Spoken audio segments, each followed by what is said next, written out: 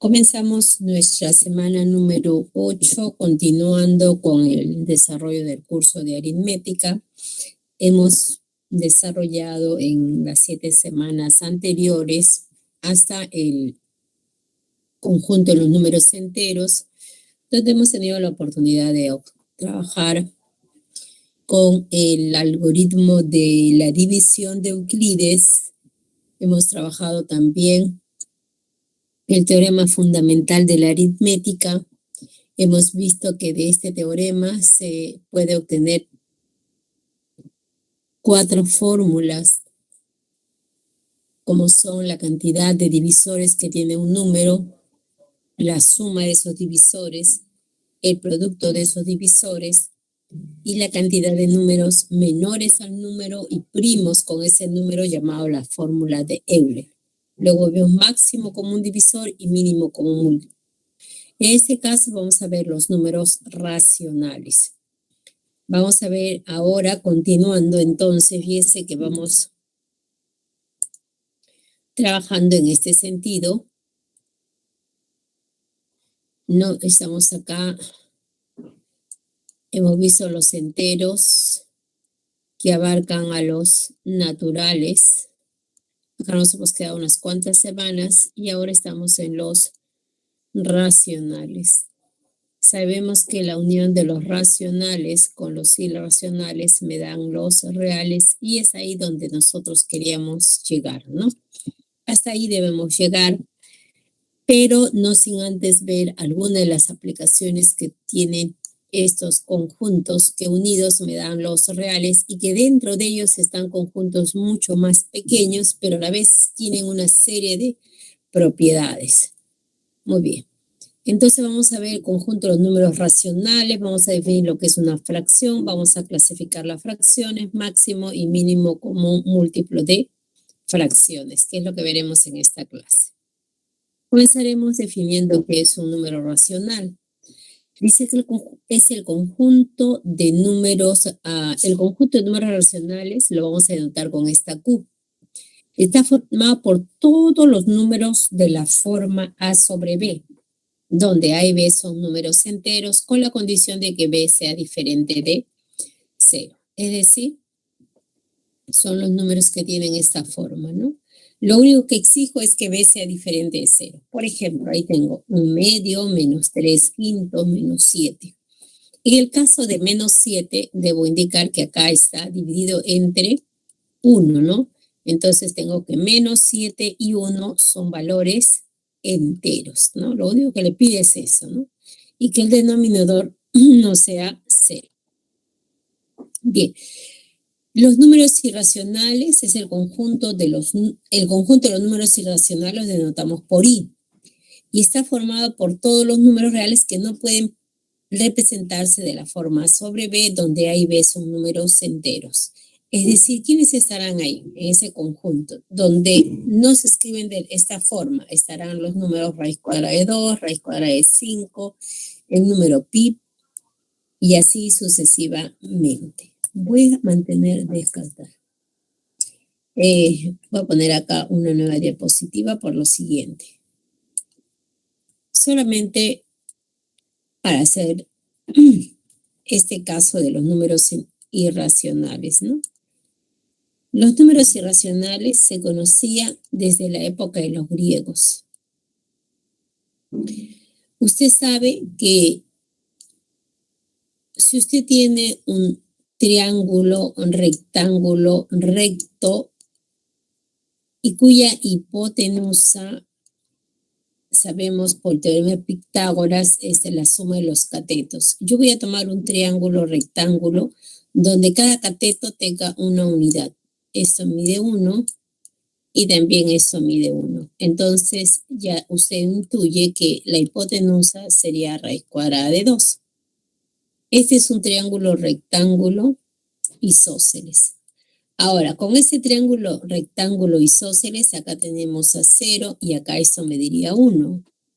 Tomamos la misma unidad y acá estaría 2. Formamos una circunferencia de centro 0, 0 y radio raíz cuadrada de 2. Entonces acá tenemos esta circunferencia que se ha formado los griegos hacían esto. Y entonces sabían de la existencia de este número que está ubicado por acá, porque esto también sería el radio. Entonces saben que este número raíz cuadrada de 2 es un valor entre 1 y 2. Pero, ¿qué número es? ¿Qué forma tiene? ¿Es una fracción? Si fuera una fracción, sería de la forma P sobre Q, ¿no? Donde P y Q deben ser valores enteros y además deben ser primos entre sí, o sea, ya no se puede simplificar más, ¿no? ¿Qué significa? Que el máximo común divisor de P y Q es igual a la unidad. No, pero ellos decían, pues si eso es cierto, yo multiplico esto acá y tendríamos que P es igual a raíz cuadrada de 2 por Q. Y si elevo al cuadrado, tendría que P al cuadrado sería igual a 2 veces Q cuadrado. Pero si este número es cuadrado, es un número par, entonces P también tiene que ser par. Y si P es par, P debe ser de la forma 2K. Y si P es de la forma 2K, entonces lo reemplazamos acá, me quedaría 4K elevado al cuadrado igual a 2Q cuadrado. Simplificamos y tendríamos que Q cuadrado será igual a 2K cuadrado. Entonces, nuevamente este número elevado al cuadrado es un número que es par. Entonces, tendríamos que Q es par. Y si Q es par, y si P es par, Q y P pares, entonces contradiciría el hecho de que hemos dicho que son primos entre sí. Entonces, ¿por qué viene la contradicción? Por haber supuesto que esto tiene la forma P sobre Q. Por lo tanto, puedo decir que raíz cuadrada de 2 no tiene la forma P sobre Q, pero sé que existe. Entonces, como no tiene la forma P sobre Q, se llama número irracional. Bien, entonces, ahí están los números solamente para indicar, mantener, descargar. Entonces, ahí están. Hay infinitos números irracionales, raíz cuadrada de 2, raíz cuadrada de 5, raíz cuadrada de 7, raíz cuadrada de 11, raíz cuadrada de 13, de 17, el número pi, el número e, de Nepe, y así muchísimos números. Bien, concentrémonos en los números racionales y vayamos ahora a la fracción. ¿Qué es una fracción? Una fracción se define como un número racional de la forma A sobre B, donde A y B son números enteros positivos, es decir, al conjunto donde A y B son valores enteros positivos, le llamo yo fracciones. A ver, entonces una fracción tiene dos elementos, tiene el numerador y el denominador, ¿no? A los elementos de la fracción, al que está en la parte superior se le da esa denominación, numerador, y al de la parte inferior, denominador. En forma gráfica, nosotros tenemos acá una unidad y esa unidad, si lo divido en tres partes y cojo uno, entonces estoy tomando un tercio de toda esta unidad, ¿no? Puede suceder que no divida yo esta unidad en tres partes, sino en 5 partes. El denominador me está indicando la cantidad de partes en las cuales yo estoy dividiendo una unidad y el numerador que tanto de esa división estoy tomando. En este caso yo estoy tomando 2 de 5 partes en las cuales se ha dividido esta unidad. Esto si yo he dividido una unidad, pero si yo tomara, por ejemplo, 7 tercios, entonces yo tengo acá, en este caso, 3 unidades, ¿no? Y estas 3 unidades le he dividido en 3 partes iguales y de las cuales yo he tomado 7, 3, 6, 7, ¿no? Entonces acá yo no tengo una unidad que he dividido, sino que también dice que tengo 3 unidades que lo he dividido en 3 partes iguales de las cuales he tomado 7. Ahora, las fracciones, como ustedes ven, según lo que me indican, tienen cierta clasificación. Fracciones propias son aquellas donde el numerador es menor al denominador. Entonces, A menor a B. Estas fracciones son menores que la unidad, es decir, este cociente es menor que 1, A menor a B, ¿no?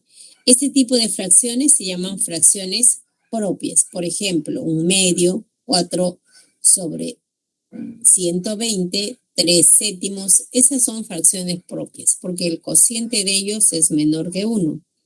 3 es menor a 7, 4 es menor a 120, 1 es menor a 2. Mientras que las fracciones impropias cumplen lo contrario, ¿no? Son aquellas fracciones donde el numerador es mayor que el denominador. No, A es mayor que B. Estas fracciones son mayores que la unidad. Por ejemplo, ¿no? Tenemos a 4/3, 1/7, 7/3. Todas ellas son mayores a 1 en valor numérico. Ahora, ¿qué son fracciones aparentes? Son aquellas fracciones cuyo numerador es múltiplo del denominador. Esto quiere decir que las fracciones aparentes son todas las que tienen como denominador a 1, o aquellas fracciones que se reducen a un número entero positivo, ¿no? Entonces, esta es una fracción aparente. Su denominador es 1 o el numerador es una múltiplo del denominador, ¿no? El resultado me tiene que dar un valor entero. Por ejemplo, 1, 2, 3, 16 octavos, que al final eso me da 2, me da un valor entero. Fracciones decimales son aquellas fracciones que tienen como denominador potencia de 10, es decir, son de esta forma, a sobre 10 a la n, donde n es un valor entero positivo. Por ejemplo, 16 décimos, 1 centésimo, 5 milésimos, ¿no? Son fracciones decimales. Fracciones irreducibles o irreductibles son aquellas fracciones donde sus términos son peces. ¿Cuáles son los términos de una fracción? Numerador y denominador. Esto significa que sus términos tienen como único divisor positivo común a la unidad. O sea, el máximo común divisor del numerador y el denominador es igual a 1. Por ejemplo, 3/4, el máximo común divisor de 3 y 4 es 1. 16/7, el máximo común divisor de 16 y de 7 es 1. 1345 y 1344. Esto es par y esto es un número múltiplo de 5. Estos son números irreducibles. Por lo tanto, son fracciones, no podría simplificar, ¿no? Igual para 3/7 y 5/13. Hay una observación acá. Las fracciones, por ejemplo, esta fracción 12/36, esta no es irreducible. ¿Por qué? Porque yo puedo reducirlo, puedo simplificar, puedo sacar doceava y obtener un tercio. Las fracciones irreducibles ya no puedo sacar mitad, tercia, no, porque no tienen otro divisor común. Acá, yo tengo, por ejemplo, la fracción 12/36. ¿Qué significa? Que una unidad lo he dividido en 36 partes, todas iguales, de las cuales he tomado 12, ¿no? Ahora, esto también es equivalente a decir lo siguiente. No pude haber tomado yo toda la unidad y dividirlo en 36 partes iguales, sino en 3 partes iguales, y de las cuales he tomado 1. Como usted ve, representa lo mismo, es un tercio. ¿Qué son fracciones equivalentes? La fracción A sobre B y C sobre D son equivalentes si representan al mismo número, ¿no? Por ejemplo, yo tengo A sobre B y C sobre D son equivalentes, entonces se cumple que el producto de ellas, A por D, es igual a B por C. Eso es cuando son equivalentes. Por ejemplo, yo hace momentos presentaba 12/36 y es equivalente con 2/6 y a la vez es equivalente con un tercio. Todas son fracciones equivalentes porque si yo multiplico acá 12 por 6, que es igual a 72, es igual a 36 por 2. O 2/6 es equivalente a 1/3, porque 2 por 3 es igual a 6 por 1. Y también 12/36 es equivalente a 1/3, porque 12 por 3 es igual a 1 por 36, ¿no? Estos son equivalentes, ¿no? Esta fracción es equivalente a 2/6 y esta fracción es equivalente a 1/3, porque 12 por 6 es igual a 36 por 2. Y acá porque 2 por 3 es igual a 6 por 1. Entonces, cuando hablamos de fracciones, si yo tengo una fracción que es irreducible, ya no se puede simplificar más, todas las fracciones equivalentes a esta fracción irreducible tiene la forma A por K sobre B por K. Esta fracción es una fracción irreducible. Yo ya no puedo simplificar más. Para obtener una fracción equivalente, multiplico acá por 2 al numerador y por 2 al denominador y tendría 2/6. O podría multiplicar 12 al numerador y 12 al denominador y tendría 12 sobre 36. Entonces busco la fracción irreducible y al multiplicar por una constante, donde la constante es un entero positivo, tendré las fracciones equivalentes a esta fracción irreducible. Bien, veamos algunas propiedades que tienen las fracciones. Por ejemplo, si yo tengo una fracción que es propia, significa que A sobre B menor a 1, entonces se va a cumplir esta desigualdad. Esta fracción será menor que A más K sobre B más K, donde K es un entero positivo. Por ejemplo, yo tengo que 3/5 es menor que 1. Esta es una fracción propia. Voy a sumar numerador y denominador de esto por una constante y entonces tendríamos que 3/5 será menor que 3 más K sobre 5 por K, donde K es un valor entero positivo. Yo puedo, como acá, ese momentito se me va el cursor. Entonces, por acá yo tendría lo siguiente, ¿no? Como 0 es menor que 3/5 y eso es menor que 3 más K sobre 5 más K. Entonces yo puedo multiplicar acá y tendríamos que 3 por 5 más K es menor que 5 por 3 más K. Entonces acá tendríamos 15 más 3K menor que 15 más 5K. Se cancela y si K es positivo, entonces tengo que 3 por K es menor que 5 por K. Y lo que es verdad, esto es verdad, esto es verdad y por lo tanto esto es cierto. Borramos todo, entonces llegamos a una identidad, ¿no? Entonces es cierto esta propiedad. Esta última propiedad que vamos a ver con respecto a fracciones, es común que en el examen de admisión venga una pregunta relacionada a esta propiedad. Me dice lo siguiente. Si la suma de dos fracciones irreducibles resulta un número entero positivo, entonces las fracciones son homogéneas. Es decir, si a usted le dan dos fracciones irreducibles, por ejemplo, A sobre B y C sobre D, tal que al sumarse me dan K, donde K es un entero positivo, entonces B y D son iguales. O sea, estoy sumando fracciones homogéneas. El denominador es el mismo. Por ejemplo, si a ustedes le dicen que estas fracciones son irreducibles, o sea, ya no se pueden simplificar más, y la suma de ellos me está dando 7, que es un valor entero positivo, entonces yo puedo concluir que D, que este término que está acá,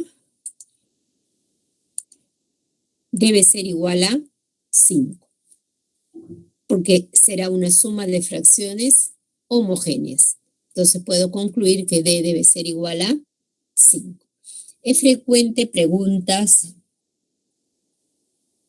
en el examen de admisión, ya sea en la parte de aritmética o en aptitud matemática, preguntar dónde se puede o están involucradas con esta propiedad. Bueno, acá tendríamos entonces que C sobre D igual a 32 quintos, es decir, son homogéneas.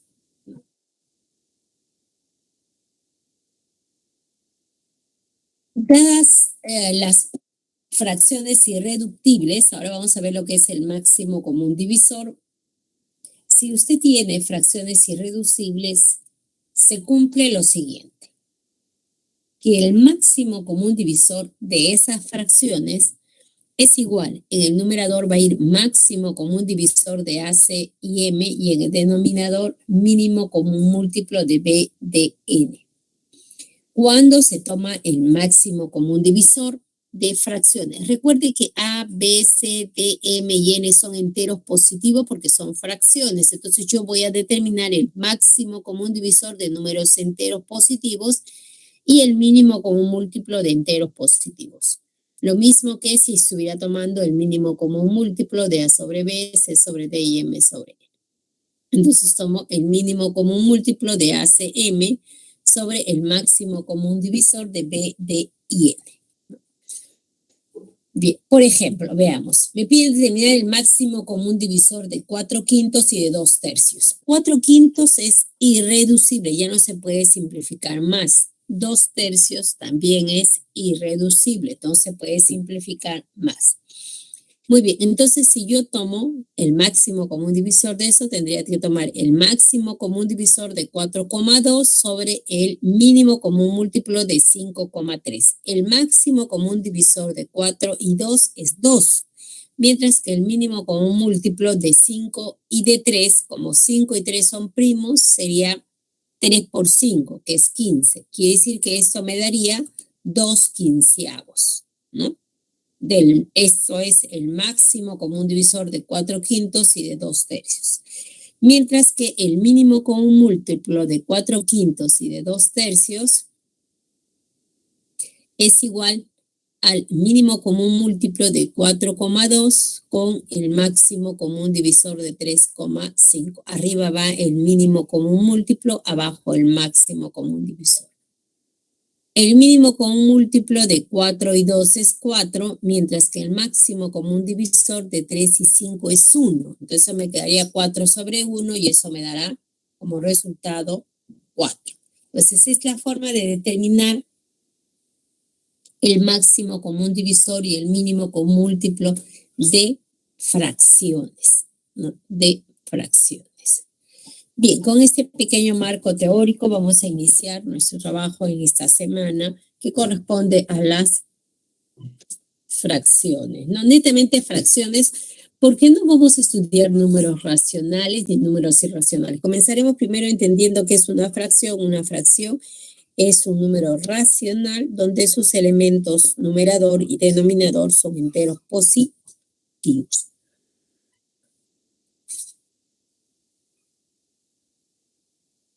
Esa parte tiene muchas aplicaciones. Vamos a ver ahora nuestro siguiente ejercicio. El primer ejercicio dice lo siguiente, ¿no? Gabriel construyó una caja metálica utilizando una varilla de alambre de longitud L centímetros para formar los contornos. Se sabe que el ancho y el largo son menores que la quinceava y octava parte de la longitud de la varilla, respectivamente. Además, la altura mide 14 centímetros. ¿Cuál es la longitud en metros de la varilla, sabiendo que es el mayor valor posible, ¿no? Veamos. Entonces, a ver. Vamos a suponer que la longitud de esta varilla es L, la longitud de la varilla, y con ella se ha formado un el contorno de la caja metálica. Ahí está la caja metálica. Y entonces, ahora veamos los datos. Con esa varilla, todo el contorno de esta caja se ha utilizado para formar esta caja metálica. Muy bien. Ahora, dice, se sabe que disculpa. Se sabe que el ancho, que es esto que está acá, dice, y el largo, dice, es este largo, dice, se sabe que el ancho y el largo son la quinceava, el ancho es la quinceava y el largo es la octava parte de la longitud de la varilla. Entonces el ancho es la quinceava. La longitud de la varilla es L, entonces sería acá L sobre 15. Mientras que el largo es la octava parte de la varilla, respectivamente. Además, la altura mide 14 centímetros. Esta es la altura, ¿no? Entonces me dice, se sabe que el ancho y el largo son menores, ¿no? Que la quinceava, esto es menor y esto también es menor. Bien, ese es el dato. Me piden cuál es la longitud en metros de la varilla, sabiendo que es el mayor valor posible. Entonces tendríamos primero acá el ancho, que vamos a llamar Y, es menor que L sobre 15. Y el largo, que vamos a suponer que es X, menor que L sobre 8. Vamos a borrar todo. Y el alto me dicen que es 14, ¿no? Bien, entonces de acá yo obtengo que al sumar el largo y el ancho, X más Y, eso será menor que L sobre 8 más L sobre 15. Entonces tendríamos que X más Y será menor, esto multiplicamos en aspa, sería 15L más 8L, ¿no? Multiplicando esto de acá, esto me va a dar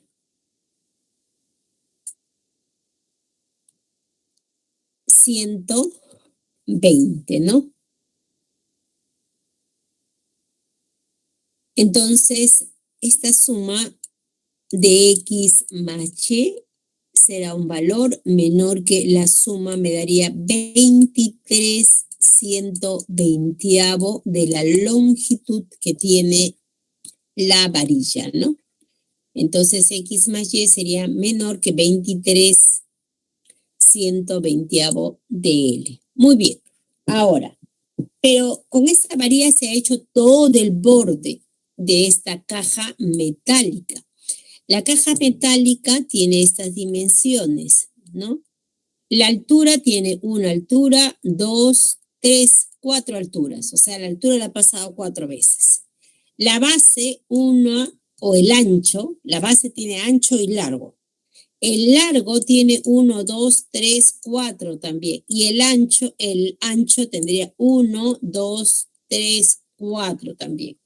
Entonces, con esta varilla se ha formado esta caja, entonces tendría 4 veces el alto más 4 veces el ancho más 4 veces el largo.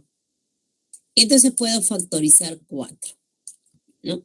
Y tendríamos que L, toda la varilla será igual a 4 veces el ancho más el largo más el alto. Factorizo 4 y me quedo con esta expresión. Bien. Ahora,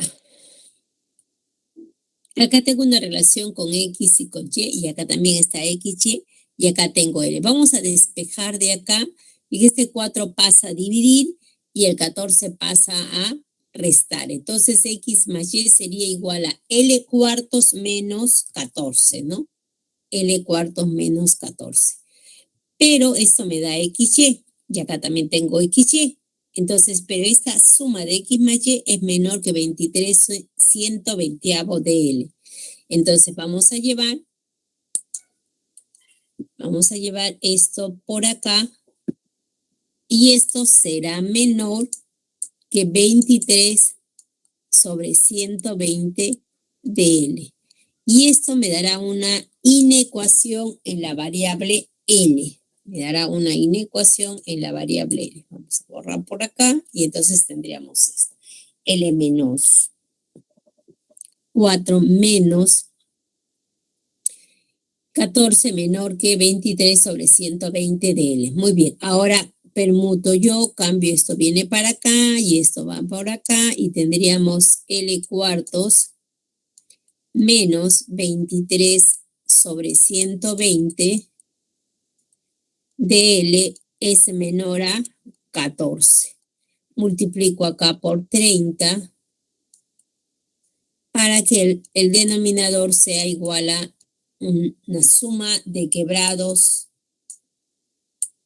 homogéneos. Entonces arriba tendría 30L menos 23L me daría 7L sobre 120 por L menor a 14. De acá pasa L a multiplicar o saco séptima 1, séptima 2 y entonces L será menor que 240, ¿no?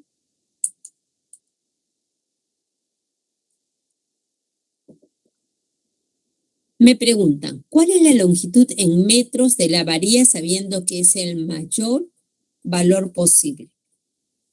¿Cuál es el mayor valor posible? El mayor valor que puede tomar L es 239. Pero eso está en centímetros. Me lo piden en metros. En metros sería 2 metros 39 centímetros y la respuesta estaría en la alternativa D.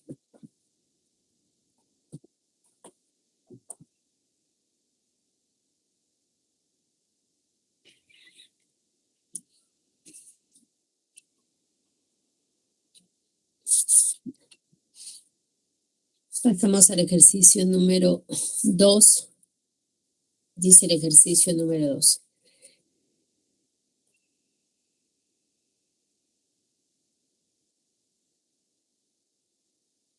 Se tiene un terreno rectangular cuyas dimensiones son 3/5 y 4/7 de milla. Si se desea acercar el terreno en postes equidistantes uno de otro, de modo que la distancia entre ellos esté entre un 50avo y un 100avo. Vamos a ver nosotros por acá un centésimo, ¿no? Vamos a ver nosotros lo siguiente. Yo tengo 3/5 y tengo 4/7. ¿Quién es mayor? Entonces multiplico en aspa y tendría 21 y por acá 20. 21 es mayor a 20, por lo tanto 3/5 es mayor a 4/7. Entonces son las dimensiones de este terreno rectangular. Entonces esto sería el largo y esto sería el ancho de mi terreno rectangular, ¿no? Entonces ahí está mi terreno rectangular y en el cual yo voy a, si se va a desear cercar estos terrenos con postes equidistantes uno de otro, ¿no? Uno de otro. Entonces vamos a suponer que la distancia que hay de poste a poste es igual a D.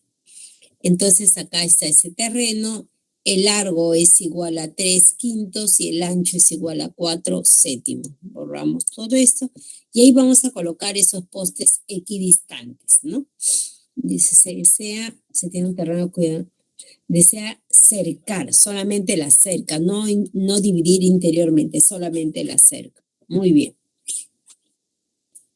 Entonces, este D que estoy colocando acá debe ser capaz de dividir a 33/5 y debe dividir a 4/7. Quiere decir que es un divisor común.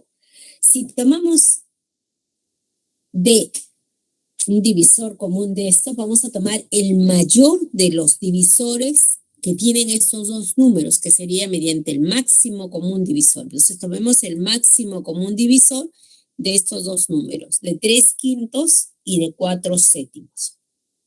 Recuerde, si tomamos el máximo común divisor, sería igual al máximo común divisor de 3 entre 4 sobre el mínimo común múltiplo de 5 y 7. 3 y 4 son primos, su máximo común divisor es 1.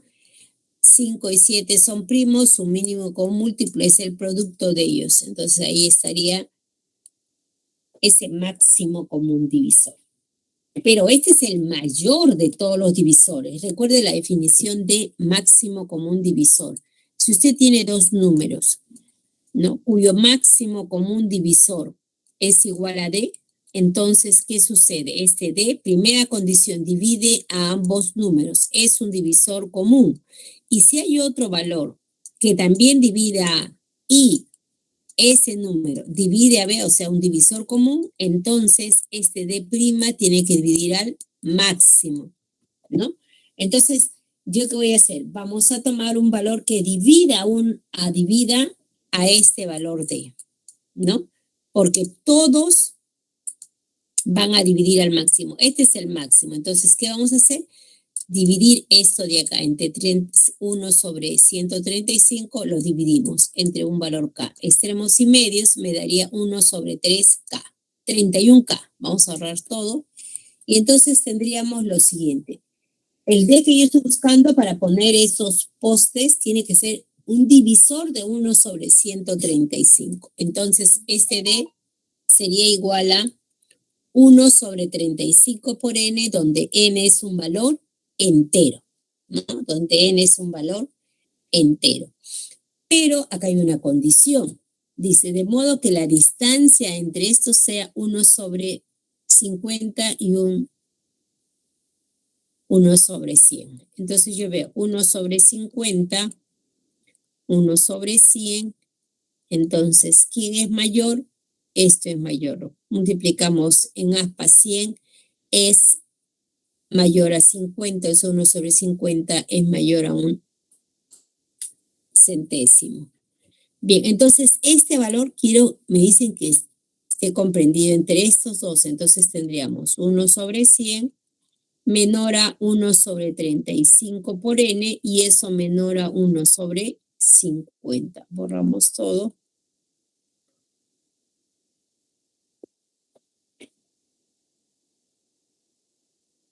Y por la condición, ahí encajaría este D, que es la distancia que hay entre poste y poste.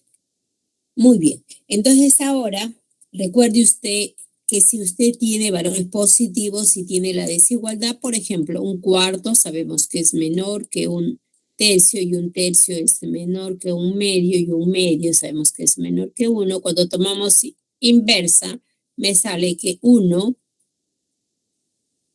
es menor que 2, 2 es menor que 3 y 3 es menor a 4. Cambia el orden. Acá también, si cambiamos inversa, entonces voy a tener que 50 va a ser menor a 3n y eso menor a 100. Pero n es un valor entero, entonces busco dentro de los enteros aquel valor que hace que este producto sea un valor entre 50 y 100. El único valor permitido es para n igual a 2. Entonces la distancia que hay entre poste y postes sería igual a 1 sobre 35 por 2, entonces sería 1 sobre 70. Esa es la distancia que hay entre poste y poste. Muy bien. Ustedes me preguntan eso, me dicen cuántos postes se necesitarán. Entonces la cantidad de postes que se van a necesitar son a lo largo y a lo ancho. Entonces esto será igual, el número de postes. ¿Cuántos largos hay? 2. ¿Cuántos anchos hay? 2. Entonces tomamos toda la medida, todo el perímetro y lo dividimos entre esta distancia que hay entre, entre poste y poste, ¿no? Y bueno, acá ya hay que hacer operaciones, sumar, ¿no? Lo que está acá sería 3 sería 2, bueno, acá vamos a poner 21, disculpe, más 20 sobre 35 y todo sobre 1 sobre 100, 70, ¿no? Bueno, a lo que me refiero es que nosotros no vamos a, esto usted lo conoce, ha trabajado ya a nivel desde primario, le están enseñando cómo sumar fracciones, ¿no? Entonces, haga usted los cálculos, me va a dar esto, ¿no? 41 sobre 35. Extremos y medios, ¿qué me daría? No simplifico por ahí y me va a quedar solamente como resultado 164.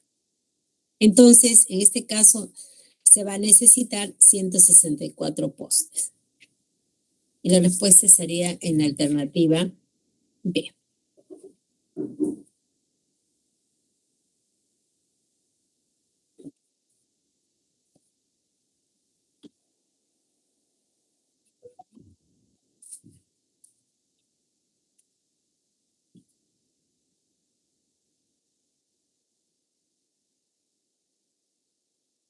El ejercicio 3 dice, la semana pasada se pintó los 5/12 parte de la altura de un edificio. Y esta semana se han pintado los 3/7 del resto de la altura. Si aún faltan pintar 5 metros de la altura, ¿cuántos metros de altura tiene el edificio? Entonces vamos a ir seccionando. Recuerde que cuando yo tengo una unidad, no, y lo divido entre n partes, todas iguales, acá tengo n partes, todas iguales, y si yo cojo solamente hasta, vamos a suponer, todas iguales, y si yo cojo solamente k partes, la fracción es k sobre n, ¿no?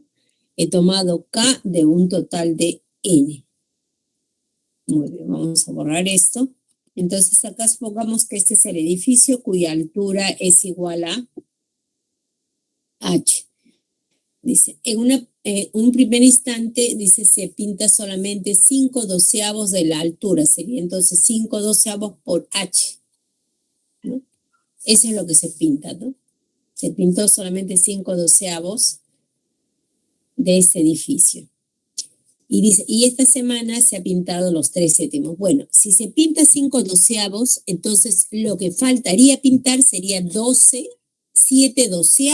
Eso es lo que falta pintar, está quedado pendiente. 12/12 es lo que está faltando, dice. Y esta semana se está pintando los 3/7 del resto. Este es el resto, ¿no? Lo que queda. El resto de la altura, esto es lo que falta. Entonces se está pintando ahora los 3/7 de esto. Entonces sería 3/7 del resto, que vendría a ser 7/12 de h, ¿no?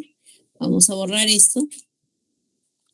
Y entonces tendríamos que esta semana se está pintando los 3/7 del resto, que es 7/12 de h. Muy bien, pero si se está pintando los 13/12 de h, quiere decir que está faltando los 4/7 de los 7/12 de h. Esto estaría faltando, ¿sí o no? Porque la suma de 3/7 más 4/7 me da 1, ¿no? Entonces, vamos a borrar esto y estaría faltando entonces 4/7 de 7/12 de h. Ahí yo puedo simplificar y ver qué es lo que me está faltando. Saco séptima, cuarta 1, cuarta 3 y me quedaría h tercios. Eso es lo que me está faltando. Pero me dice que si aún faltan pintar 5 metros de la altura, quiere decir que eso es igual a 5. Todo eso es igual a 5. Por dato, eso es igual a 5. Por tanto, la altura, ¿cuánto sería? La altura sería igual a 15. A ver. Y la clave estaría en la alternativa B. A ver, piensa en ese ejercicio. ¿Cómo resolvería ese ejercicio?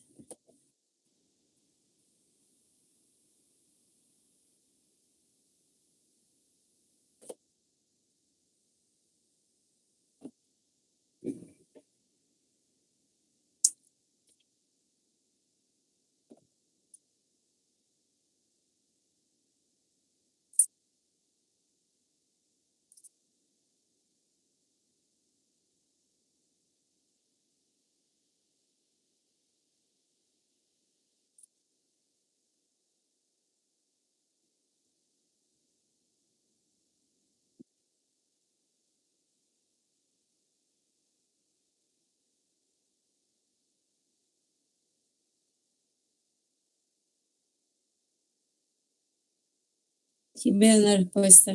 Es parecido a la anterior, ¿no?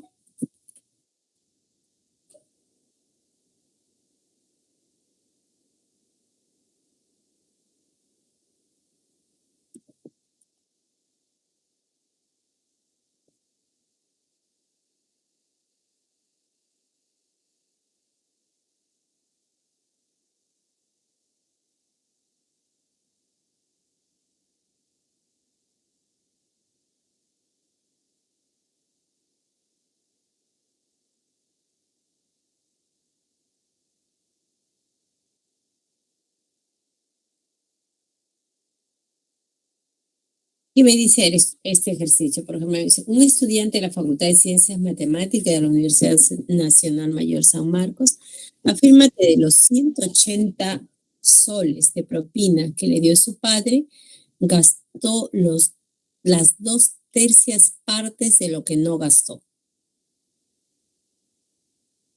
Entonces hay una parte que gastó y hay una parte que no gastó, pero lo que no gastó, lo que gastó coincide con las 2/3 partes de lo que no gastó. Entonces, vamos a suponer que el estudiante tiene X soles. Ahí está, vamos a llamar con G lo que él gastó y lo que no gastó con NG. Entonces, por tanto, dice que gastó las 2/3 partes de lo que no gastó. Quiere decir que esto de acá será igual a las 2/3 partes de lo que no gastó. Eso es lo que me está indicando, ¿no? Vamos a borrar esto por acá. Entonces, N sería igual a las 2/3 partes de lo que no gastó. Pero sabemos que lo que gastó más lo que no gastó es el dinero que él tiene, ¿no? Y el dinero que él tiene es 180, porque se afirma que de los 180 de propina, entonces esta suma me tiene que dar 180, ¿no? Pero esa suma sería lo que gastó más lo que no gastó. Eso de ahí es 180. Pero lo que gastó es 2/3 de lo que no gastó, más lo que no gastó. Esto de acá es 2/3 de lo que no gastó y ahí tengo una ecuación con una sola variable. Multiplico acá por 3 3 veces no gastó más 2 veces no gastó, sería 5 veces no gastó sobre 3 igual a 180, ¿no? Y de acá tendríamos, vamos a borrar esto, una ecuación para determinar lo que no gastó, ¿no?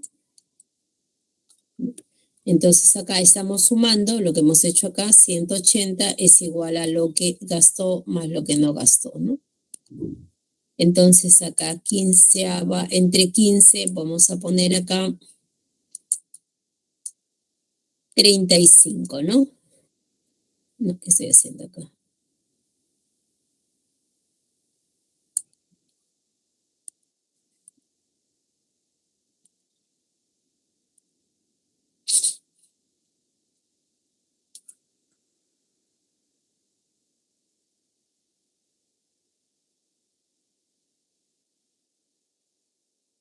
Bien, 36.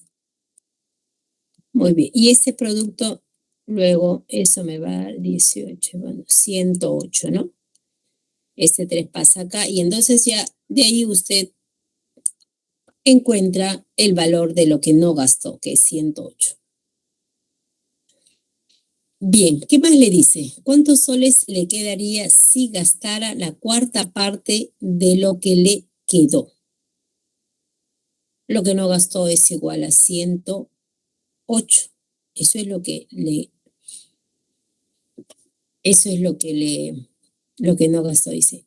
¿Cuántos soles le quedaría si gastara la cuarta parte de lo que gastó? Si gastara la cuarta parte de lo que le quedó. Vamos a ver. Gastaría la cuarta parte de lo que quedó. Eso es lo que gasta. Y lo que queda, ¿cuánto sería? Sería 3/4, ¿sí o no? Entonces le queda 3/4 de 180, ¿no? Entonces, eso es lo que le quedaría. Le vamos a sacar ahí la cuarta, 108 se multiplica por 3, se divide entre 4 y eso me va a dar como resultado 81. Y la respuesta estaría en la alternativa en la alternativa D. Entonces, de acá en adelante, los ejercicios que se va a presentar relacionados a fracciones, ¿no? Son más reales, ¿no? Son más, más práctico, digamos, ¿no? Pero hay que tener mucho cuidado cuando uno interprete un enunciado en el tema de fracciones o en cualquier tema.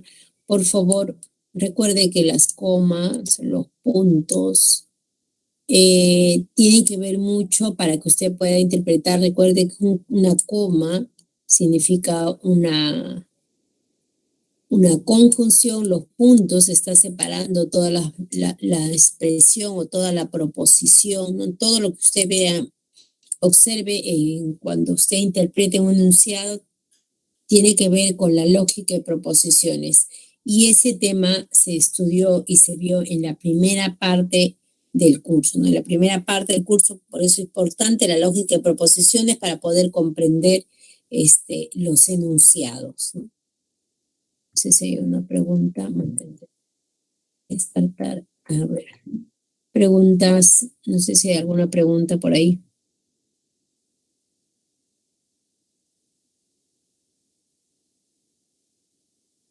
Hasta ahí se entendió.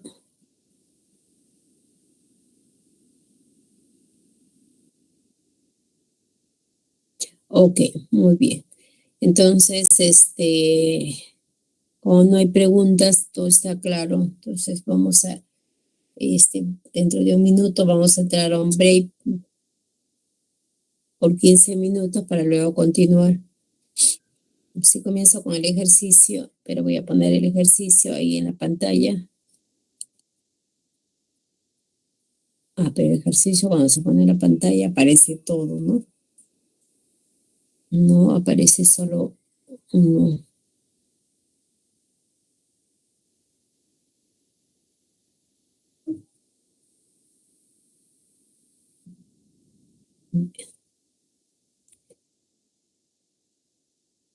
Quería poner el enunciado, pero va a aparecer con todo porque así están las PPT, ¿no?